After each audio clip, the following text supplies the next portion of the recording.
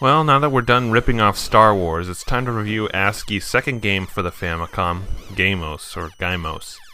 Copyrighted to a company called Wixel Corporation. Who is this Wixel? Well, they're only credited on one game, and it's this one.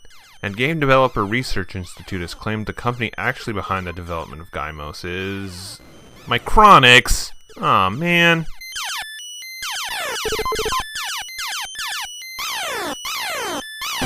I guess if this game's anything special, is that it's one of the first original titles for the Famicom, not the My Nintendo.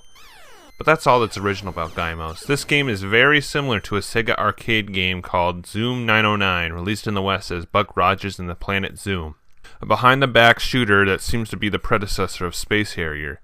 Now this is all speculation, as I have no idea how popular Zoom was to be ripped off, but still, Zoom works well on the arcade, but on the NES where graphics are too flat to properly emulate a 3D perspective, especially by a lackluster company like Micronix, guess again.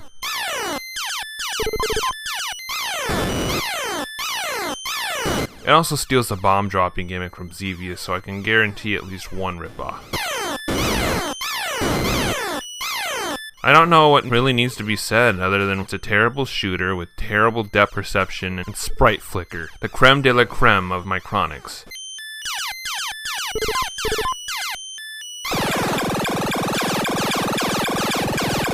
If you live long enough, you'll fight a boss. I guess that's something.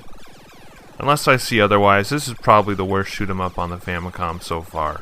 But that's not the end of the awfulness, because we have Mode B, which has a camera focused on the ship, and the depth perception is even worse.